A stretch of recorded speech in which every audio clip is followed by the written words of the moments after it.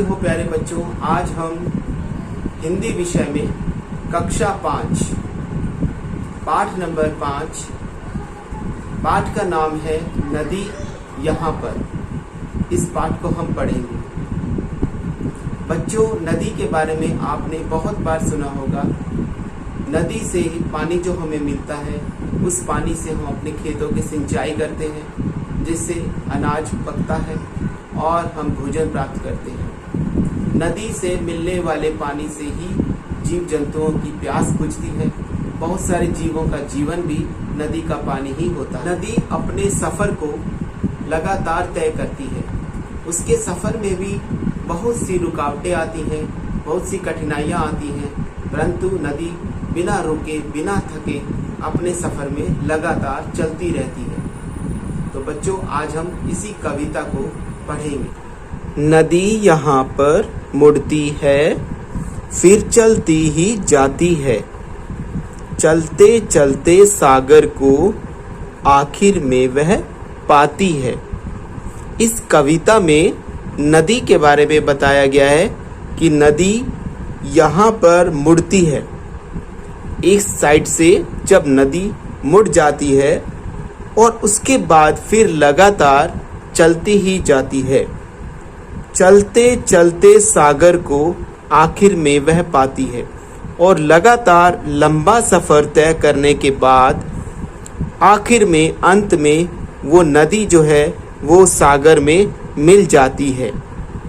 शुरू में जब वो नदी मुड़ती हुई अलग अलग जगहों से चलती जाती है, फिर चलते चलते अंत में वो सागर के अंदर विलीन हो जाती है, सागर को पा जाती है।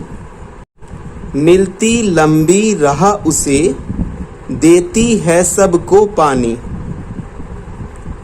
मिलती लंबी राह, नदी को बहुत लंबा रास्ता तय करना होता है। देती है सबको पानी, और नदी सबको पानी देती है। सींच सींच कर खेतों को फसल बनाती है धानी। और हमारे खेतों की सिंचाई का काम भी नदी से ही होता है। नदी के पानी से ही हम खेतों की सिंचाई करते हैं और हमारी फसल जो है वो पकती है।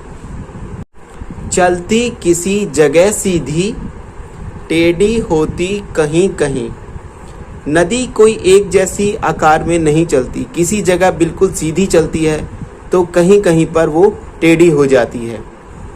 लहर उठाती जाती है लेकिन थकती कहीं नहीं।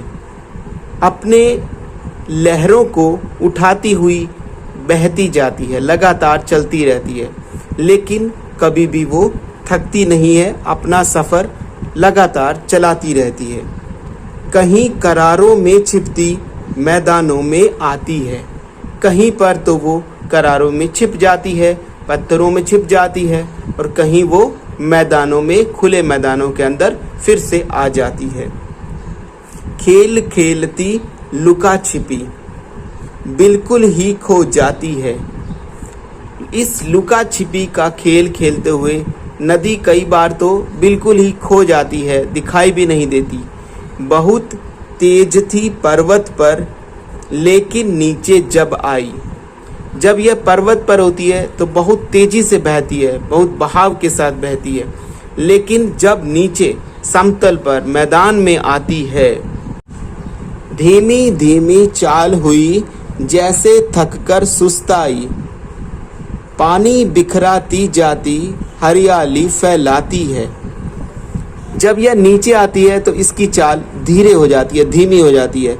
ऐसे लगता है मानो यह थक गई हो और थोड़ा सा आराम कर रही है, सुस्ता रही है। पानी बिखराती जाती, चारों तरफ पानी को बिखेर रही है और हरियाली को फैला रही है। चाहे जितना पानी लो, मन में बुरा न लाती है। इस नदी से आप कितना चाहे पानी ले सकते हो, ये कभी भी बुरा नहीं मानती। इस बात का बुरा इसको नहीं लगता।